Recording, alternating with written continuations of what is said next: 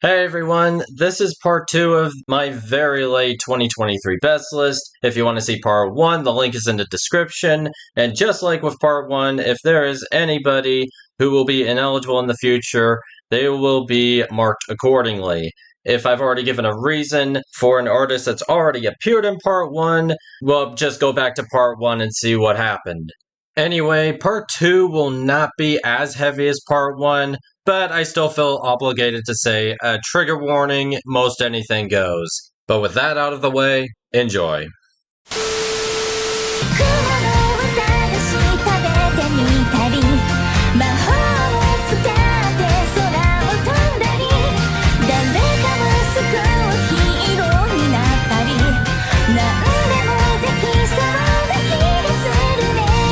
So we're starting things off on an already contentious note, because this is simply a birthday song and nothing more. Yet between a jaunty, upbeat piano line and Watame being pretty good at this whole idol thing, this sparked a ton of joy in a year that ended up really lacking there. What a way to kick off 2023.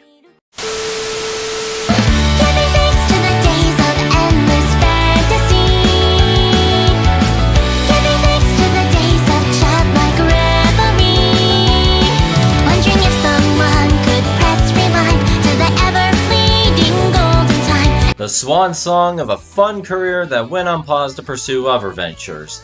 This definitely leans into Phoebe's idol side as usual, but something I mentioned before was how with her, there's something more going on beyond the idol pablum, particularly in the closing of one chapter, but the start of another.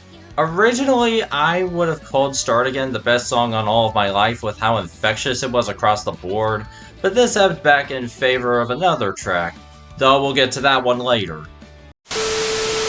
In my head, I can feel it getting closer.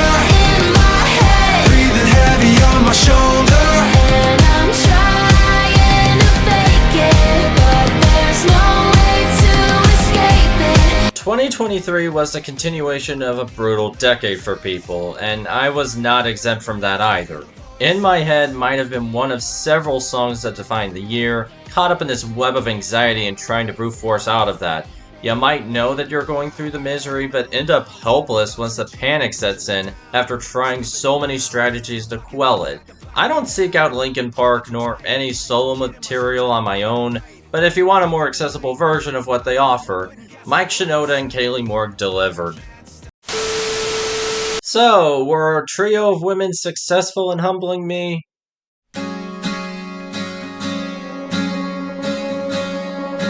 Nope.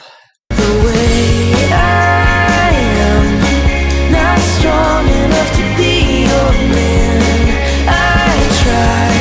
I can't stop staring at the ceiling fan. While In My Head focused more on one's struggles with mental health problems, here it shifts to being in such a morbid headspace that you can't be there for your loved ones. This was another song that I thought would be my song of the year back in June, but with how mellow it was and how my year went, chalk it up to overplay and better examples out there that touch on one's mental health struggles.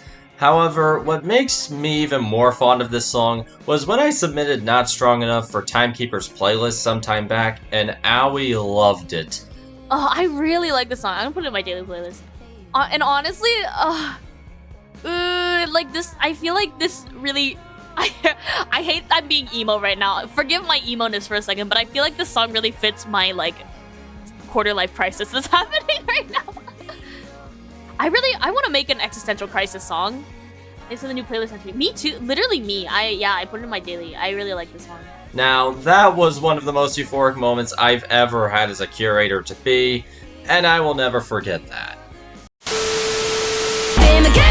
Get boys and the killers. この年で強がらないでもこれ心地よいで全てが楽しいこのステージ上一緒に歌おうよ。 Let me make something clear between adding New Genesis last year and Fleeting Lullaby this year. I am not an anime fan in general. I know of some titles, but I don't watch them. These two ads were made because Otto was on them, and I could have made a third ad off of the One Piece Red soundtrack if I wanted to. But anyway, Fleeting Lullaby had an uphill battle with me for a couple of reasons. For one, I didn't like how the translations were different than what the Japanese-English sound-alikes were. I still don't fully understand the thought process behind that. And also, Fake Type was on production duties, and I never liked their brand of electro swing that included obnoxious trap breakdowns. However, for the first time ever, I actually welcomed them since the more menacing tone of Uta's idol-like demeanor was explored. The two tones balancing back and forth the way they did were just right. Just a terrific song all around. Just one more time, will you hold me in your arms? Spookies of golden daffodils, a decomposing love. Just one more time, kiss me underneath the stars. Our memories lie dying under old wisterias. I find it interesting that there are a fair few tracks that got pushed back from where they could have been on the list off of initial excitement.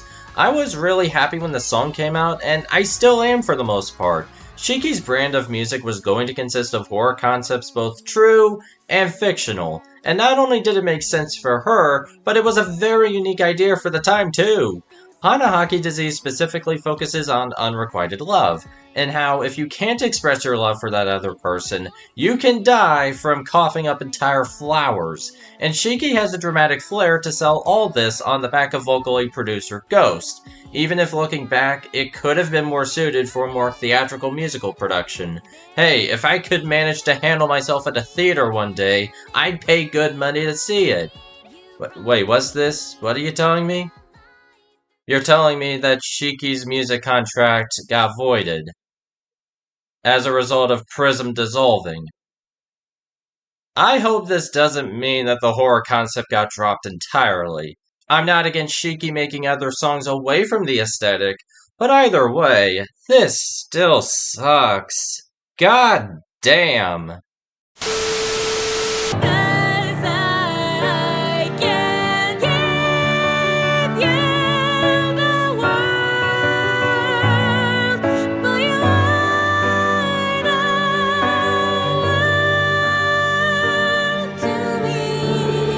Rita was one of many pleasant surprises in music this year. I already enjoyed her as a streamer, but this was the first time where one of her songs truly clicked. And let's just say that My World would have made for a great companion response to Not Strong Enough.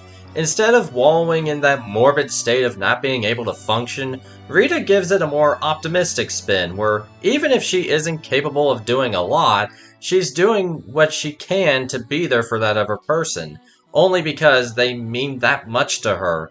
Coupled with the backing orchestral arrangement of Rita's viola solo, it makes it such a tear-jerking listen in all the best ways. I see terrible things. I see a sickness in a world on its knees.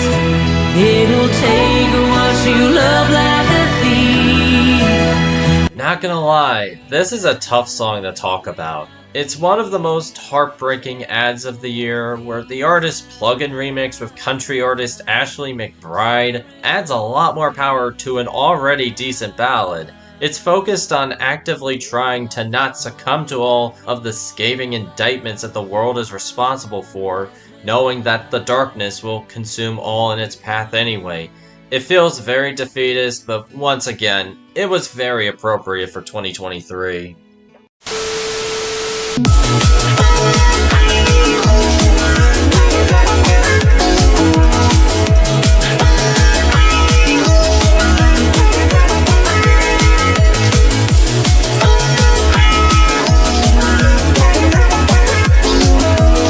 Okay, 2023 wasn't all doom and gloom. Sometimes you have a euphoric banger fall right into your lap, and it doesn't need any emotive context within the zeitgeist. And while I didn't entirely love Alien Pop 4, this will not be the last time you see Snail's House on this list. I will admit the track's main hook can get a bit repetitive, and not always for the better, which is why it's not any higher. But you can't deny how uplifting it is with the kawaii chiptune and synths, as well as a pulse-pounding kick that together drives the song home. Very melodic and will absolutely make your day. Singing, don't be afraid of the dark in your heart. You're gonna find a way to carry the weight of the world. I was always on the outside looking in with Jacob Collier, never getting a chance to sit down and hear why he's an important figure within the nerdier side of music. Yet, this was a huge comfort song that I needed this year, even if it isn't the deepest thing in the world. While Brandi Carlile does run away with the song, I also find comfort with Jacob's tenor.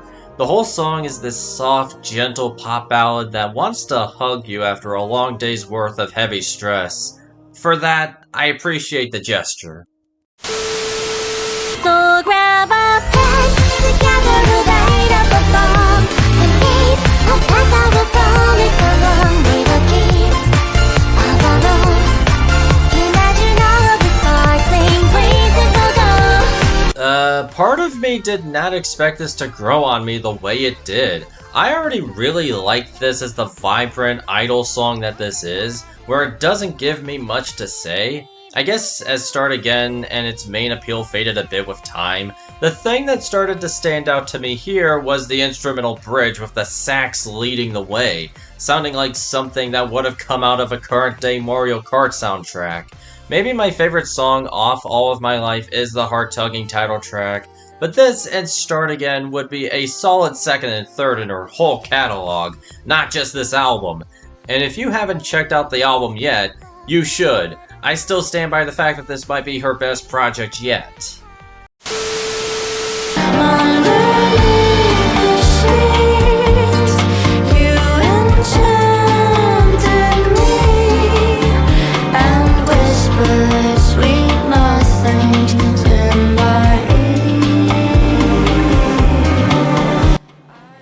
Has anyone ever noticed that we've been quietly getting a bossa nova resurgence, or in the case of Leve, a modernization of traditional pop standards?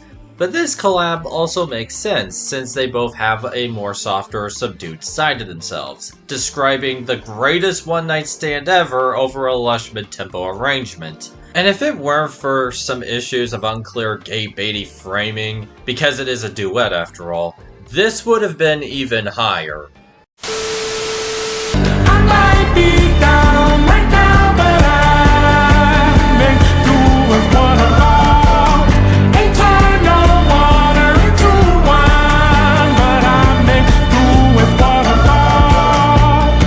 Another song that doesn't leave me with much to say that isn't one of the most musically infectious songs of the year. Their vintage modernization of soul is what characterizes Gabriel's appeal, and top 5 American Idol contestant Jacob Lusk is as expressive as ever. What more do you want me to say? This just rules. Oh, asmara, berdebarasanya, ku di dekatmu. Oh, asmara, dengar bisikan cinta lirik matamu, hantam jantungku. Now here's a track that turns the cuteness dial all the way up to 11. Starting out so love-struck and spending the runtime of Kobo trying to figure out how to win over the guy. Try as she might, she can't get through to him, at least not right away, because funnily enough, it turns out that the guy had feelings for her too, and was also shy about it. Then to back up the light tone, you have this bright piano and synth-heavy instrumentation that only adds to just how adorable this all is. There wasn't much in the way of interesting offerings from the rest of Hololive Indonesia this year, but Kobo shows how she has a knack for songwriting by not only having a writing credit, but also a credit on the composition. Between this and quite possibly the catchiest Idol advertisement jingle ever made, the Raining Sunshine does indeed feel very refreshing.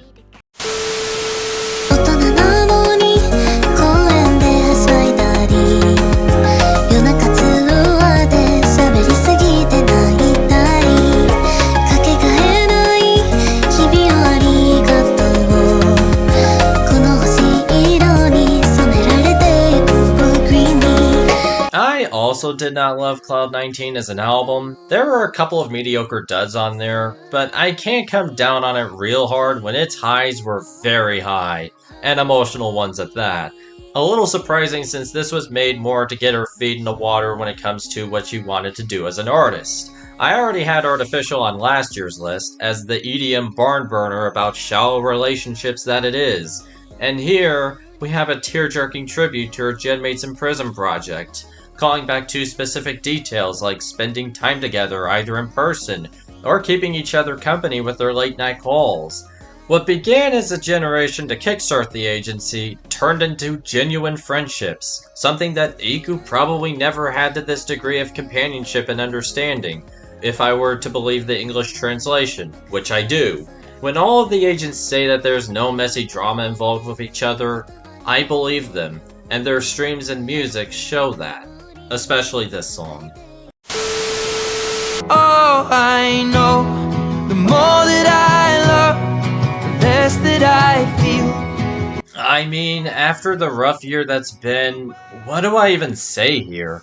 A lot of Subtract is very mellow and stripped back, and this is the album opener. You're stuck out at sea, and you've completely lost your sense of direction. You don't know what to do, but somehow you have to keep trudging forward, cling on to the positive forces in your life that are still with you. You have to tell yourself that no matter how violent the waves are in your life, you still need to believe that they won't break your boat. You gotta survive, because you gotta survive, even if it will take a lot of resilience to get out of that deep, miserable hole. Compared to Eyes Closed, this would strike as an odd opening pick for me, until you realize how blurst the entire song is in tone, and it ends up impossible to fully appreciate. As miserable as the open waters were, though, I needed this. It's a long, long way from where we've been. The here and now is better than it was back then. Add on to the pile of songs where there isn't a lot to say. It's a straightforward Runaways to Lovers song, and it sounds all around wonderful. Shout out to the harmonizations between Giddens and Isbell also. Unless if her and Nonsuch didn't want to interfere with Jason's album run on AAA radio, why was this not the lead single, yet still the one was? There were several other songs that were worthy of being the lead-off. 誰もが目を奪われてく君は完璧で究極のアイドル金輪際現れない一番星の生まれ変わり And add this to the list of shockers as well. Yoasobi was already one of the biggest Japanese names in the current day, not named Ado, so it made sense that they did the anime opening for Oshinoko. From what I've been told and having listened to Idol, they tie together into this commentary on how idol culture is one of the more inhumane spheres in entertainment, forcing you into having a flawless, non-controversial personality, dealing with obsessive and predatory fans, and an obscene amount of work drive that wears you down. It's a cutthroat industry out there, what can I say? Not to mention the bombastic swerves that were taken into music production and aren't out of place or too much to bear. They were on my bad side right away when their offensively sugary anti-suicide song gained prominence across the globe a few years back, but this was redemption from that. Mostly. Even when I was undeserving, you shared more than enough, and all without condition. Thank you for the love. Ponies at Dawn compilations have slowly turned into a wasteland these past few releases. However, Pandemonium wasn't Wanderlust, because there was an actual gut punch here. I will admit that Forever Free Brony doesn't exactly bring in the details with its dog's death. Also, Applejack's dog Winona, since this is MLP we're talking about, that someone like Chris Stapleton would on his Pet Tribute Maggie song. But there was still a lot of intimate heart shown between the light, bittersweet tone of both the instrumental and Forever Free himself. It was one of the most comforting ads that I've grown to be really fond of. Get in your car and don't need to kiss me. We'll talk for hours and lie on the backseat. I'm a little bummed that this will likely miss the Hot 100 year-end for 2024, given the kind of promo and groundswell that Kenya Grace's major label debut was getting. She will probably go down as a one-hit wonder too, which is even sadder. But Strangers was a whole mood this year, being perfect for a nighttime drive while reflecting on all of the failed relationships that never went anywhere through liquid drum and bass. As someone who's been on the giving end of not keeping the connection going, even if it's for different reasons, it stuck. But I already out myself enough as is, so let's move on.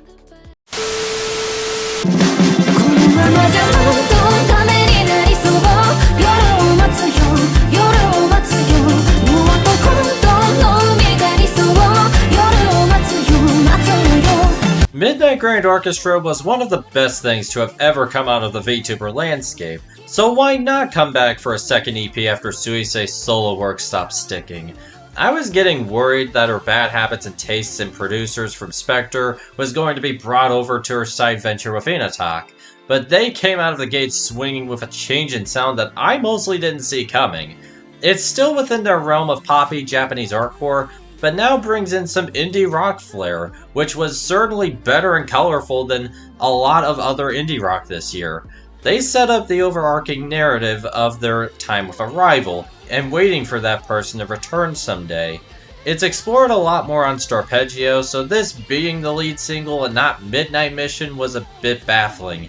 Again, I cannot implore you all enough to check the EP out, and if American radio wasn't so phobic to having more non-English crossovers, this would have cleaned up as one of the best songs on multiple formats. I'm especially looking at you, mainstream alternative radio, with your ongoing nostalgia and TikTok obsessions. Also, if you wanted the Tiny Desk cover equivalent, Plusonica should have you covered.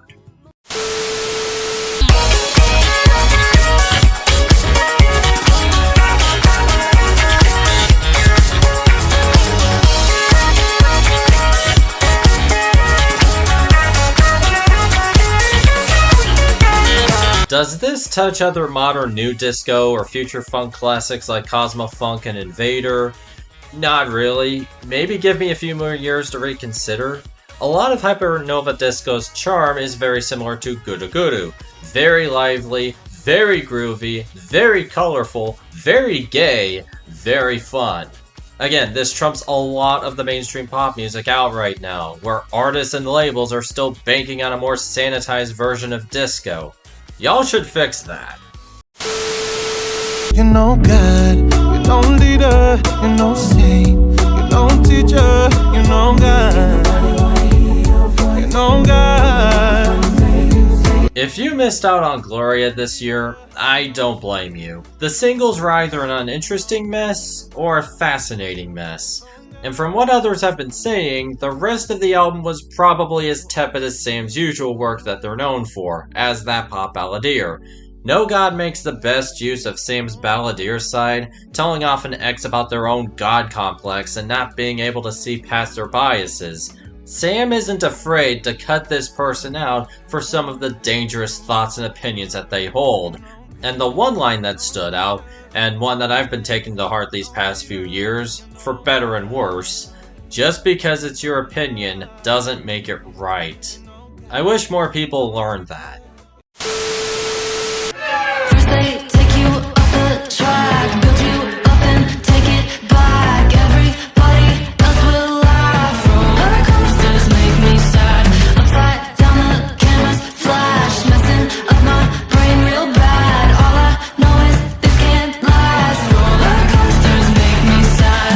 So maybe a few people talked about the debut EP that Inbehold put out, but I'm sure nobody except for me talked about the direct follow-up single from that. This was made in the wake of Numb Little Bug going viral the way it did, and that in and of itself was a roller coaster. And not a very fun one either. The pressure of M striking while the iron was hot ended up being too much for her in a cutthroat industry that sees any artist not mega huge as disposable. And to be fair, she hasn't seen nearly as much prolonged success since then between loose singles and a collaboration with Gayle and Lauren Spencer Smith that people could only describe as Diet Boy Genius. Now isn't that a tragedy?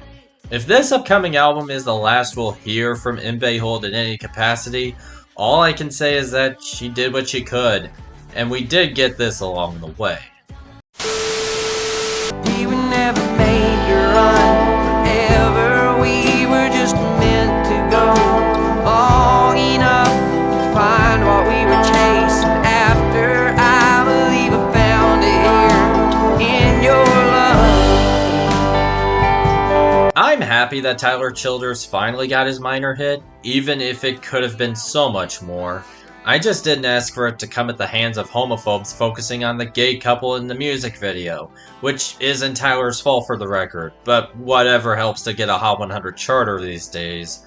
Otherwise, you have a gentle, straightforward country love song. Not much else to add beyond being another slice of comfort for a year that was needing it. 夢を見つけていくつも抱きかかえて君と話した未来を掴みに行こう The album this is from came out at the start of 2024. I'm sure it's fine for me to be late to the party this time, especially since I do try to keep the general audience in mind. That said, this is a song that I completely expect from Watame. She's mostly been making the same type of song for a while and hasn't exactly branched out. However, I can't complain whenever she is at her best and still doing wonders with that one trick, growing up and being inspired with all of the support behind her as a virtual idol. Even better is her taste in producers, where the music has almost never sounded any better. It has the lively energy to work off of her, and it never wears out its welcome. I'll say it again, Watame is pretty good at this idol thing.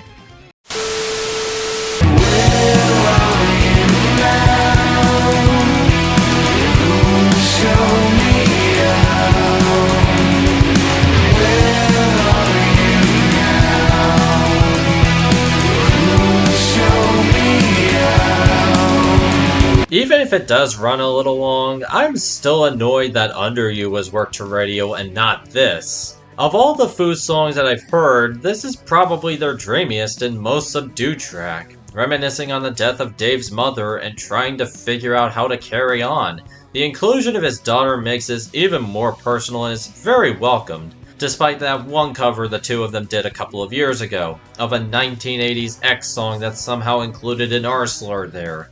I get it was early 80s punk rock, but come on guys, really? But anyway, not the last time we'll be seeing them, by the way.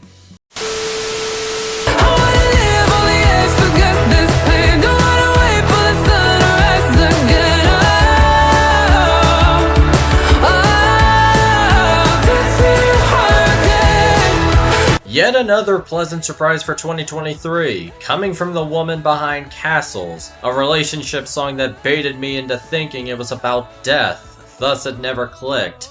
And as Free from Florence and the Machine exited the zeitgeist, in came her doppelganger to express the joy of being free from a bad relationship.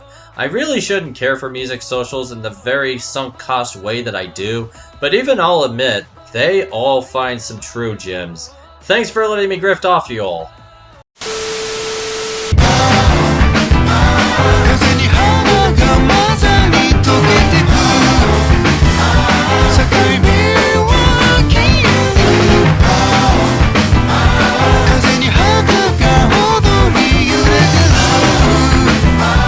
Funnily enough, I did not discover Gen Hoshino from a VTuber, despite making Japanese music, but credit to someone in the TOTC space for sending this song to the server's weekly recommendation show. The story behind Life is that it was commissioned for not only the recent World Championship in athletics, but also the Asian Games as well. While the motivational writing may not have swung for the fences, the almost big band energy behind it was infectious, especially by the time the sax solo came in. And hypothetically speaking, if it weren't written for athletes, it would have also made for the greatest Target commercial music ever. Really happy I came across him this year. A cold shoulder, a cold frozen time, you begging me to stay till the sun rose. Strange words come on out of a grown man's mouth when his mind's broke. While this isn't quite my favorite hit of the year, I'm right alongside everyone else in adoration of it, and the rise of Zach Bryan in general. Even if I'm more casual about Casey Musgraves, I have the same excitement with her too. The song that debuted at the top of the Hot 100, and it portrays a sad, drunken man who's lost his way and can't support his wife. There is a sense of tragedy to what could have been if personal demons and relationship issues didn't get in the way. I don't have much to add to the conversation that other people already brought to the table, and I would probably spend that time going on about how I see myself in Zach's shoes and how appropriately pathetic he is, but replace the booze with, you already know. So tell me how my life goes on. Take what I said about Boat, and for the most part, rinse and repeat. Maybe with some added anxious desperation to keep going. Just because you're stuck on your hamster wheel of heavy feelings doesn't mean that time stops for you. So you have to carry on as best you can. And on the subject of anxiety and emotional exhaustion, today, be the last you know. Happy's how you wanna go. No pain could ever buy your soul, ever make you whole. maybe time will continue the march on regardless, but sometimes you really need to take a moment to get your sadness and exhaustion out of your system, especially when the world can often be so ruthless and unkind. Make the most of your life as able. This was a big song to throw onto this year's Parade of Wallows, as I tried to smile through the pain of my own demons and the world around me, both literally and in my neck of the woods.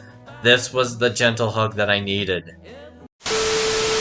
Yes, exactly. Finland gets its own tier because Finland fucking slapped. Literally, Finland went out and just bitch slapped the entire audience and went, "Do you like that?" And we all went, "Yes, we do! We do like that!" And I, for one, agree with PRISM's Sun Goddess that Cha-Cha-Cha absolutely slapped.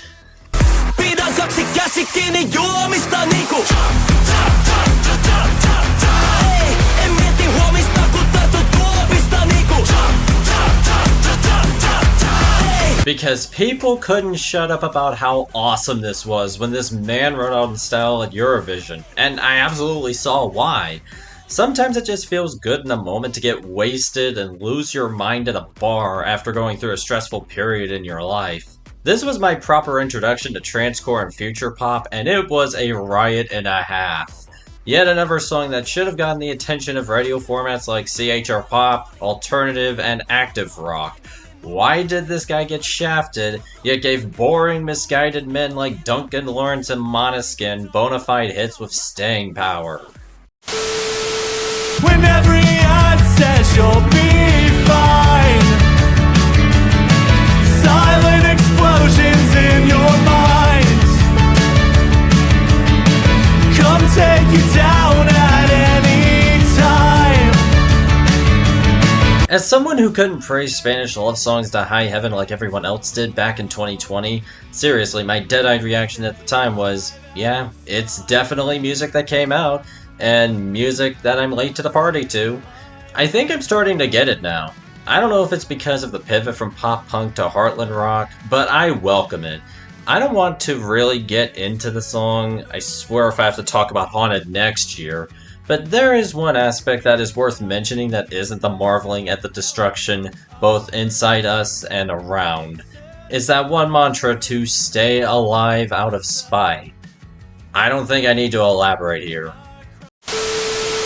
If you want a cowboy on a white horse, riding over to the sunset, if that's the kind of love you wanna wait for, hold on tight, girl, I ain't there yet. Not being ready to commit to a relationship just yet is too relatable, man.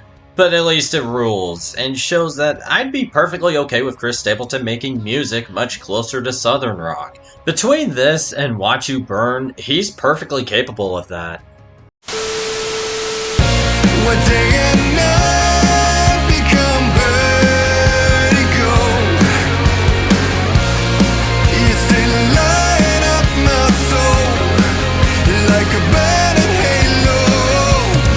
hard to pin this one down exactly, beyond their most recent album focusing on chasing what drives them in their art. We'll just leave it at that. If you like your theatrical rock, I recommend Ghostlight and even their last one, Ultraviolet, from 2018.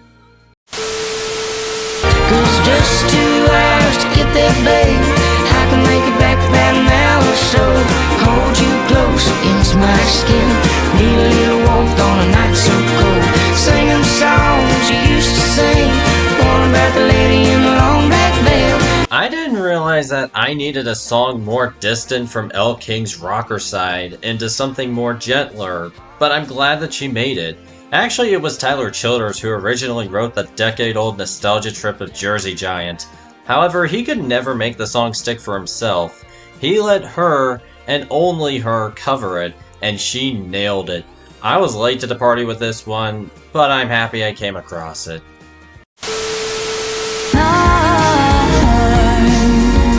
Love God, send me someone, send me anyone to close the mountain inside. Sarah Kinsley was one of those artists where I heard a different song of hers, and I liked it enough to seek out other songs. Love God was the one that stuck for me, with its yearning to find that lover she desires, where everything sounds so heavenly. It's so dreamy that it's almost smug and jaw-dropping in how artsy the whole experience was. Such a wonderful find in the indie ranks. She's the daughter of a billionaire. She's the daughter of a billionaire. Why don't we all be on our best behavior when she comes back around, she comes back around. Apparently there is more going on beyond the ratting out of a rich, privileged Nepo baby, and I don't know if I'll ever get to listen to Wall Socket in full. You know, let me see what the band actually had to say on Genius. Let me open it up real quick. When you get these vignettes of how Old Money Bitch is thinking, I wanted it to be this very empathetic, nuanced approach to a complicated topic. And then with the song Old Money Bitch, where it's the character Mara roasting this girl for something she can't really control, it's just like, oh, this is no nuance, this is hypocritical. My point. My favorite moment of the song is the drop toward the final chorus, providing a burst of adrenaline to bring the song home. Frankly, I'm surprised that I finally found a more accessible approach to hyperpop. So give me something I can feel. Some 20 750 give me something real. When you have everything that you could have ever wanted, but the riches and pleasures don't make you happy because it's so empty and unfulfilling. Post Malone couldn't have said it any better when he mentions how there is no VIP fast pass line for the gates of hell. Unfulfillment has never felt so biblical, and also relatable to a more commoner skill for me. Again, if you know. Kings and queens and in-betweens, we all deserve the right. I'm just waiting to be rescued. I'm just waiting to be rescued. We're all just waiting to be rescued tonight. Nobody better kill the pain away. A saint is better from the pouring rain. You never know it as you hit the trail. Pouring rain. For the Foo Fighters, Rescued was their most acclaimed single in years. As for Avantasia, they bring back another dose of euphoria after the Moonflower Society from last year. And they're both one and the same in finding that urgency to trudge forward to a better place. It's just that one is more anthemic in the wake of drummer Taylor Hawkins' passing, and the other has better production respectively. And even then, I could go back and forth on the order of these two songs any day of the week. Nothing in the closet, nothing underneath the bed, just the monsters in your head.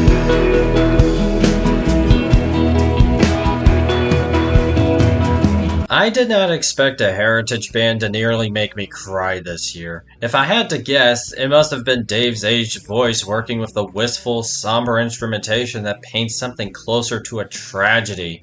Not being able to let go of your demons post-heartbreak, and eventually letting said demons win.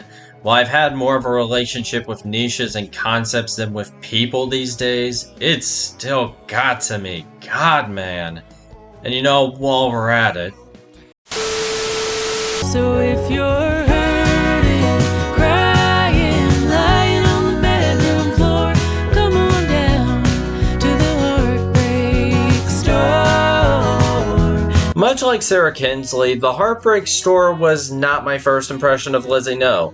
Linguanita didn't fully click, but it did have me curious for more, thus this song. And I really like the concept of a heartbreak store, where you have to let go of memories that made your previous relationship, for your own damn sake. Again, another song to add to the Lonely Wallow Parade, and also a reminder that black women make good country music too. 見出したほろ苦い因果の香る湯気花咲き触るたびにまた世界は変わる Look, I get that Niji Sanji Japan doesn't get a lot of overseas coverage, but how the hell did Toko's lead-off single to her debut EP go overlooked by so many? The YouTube algorithm was more reliable than your average VTuber commentator. Think about that. And it's a shame, because she fits in that camp alongside her agency mate Mito Sukano in having more interesting taste in producers and writers. Compared to their English peers in Any Color, as much as I did like Tsunami and Candy, they tapped into something more nuanced or just plain unique.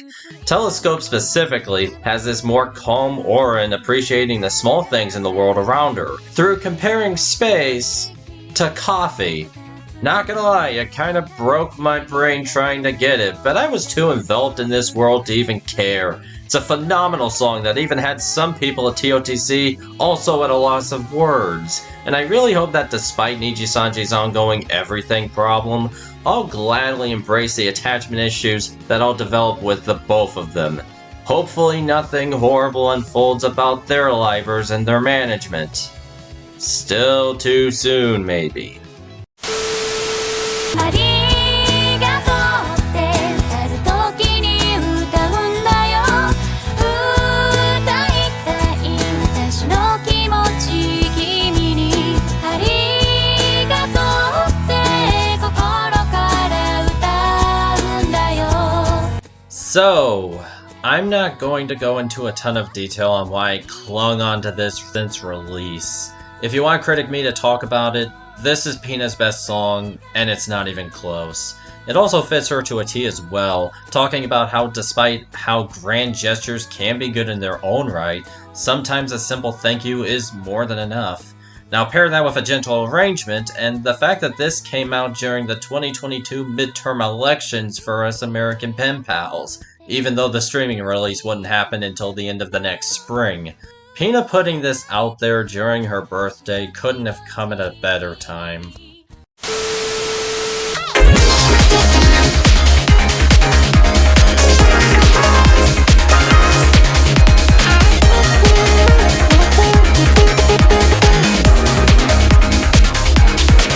For those of you who saw my review of Alien Pop 4, I'm just as stunned as you are that this wound up my favorite song from the EP.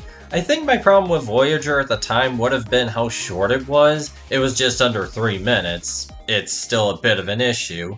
But those 3 minutes do not go wasted between the spacey synths and the fizzy breakbeat percussion sending everyone into peak euphoria. The track is all around inspired. I think I still have Astro Girl with Sanasukumo as the go-to modern classic that I can point others to, but this is a close second.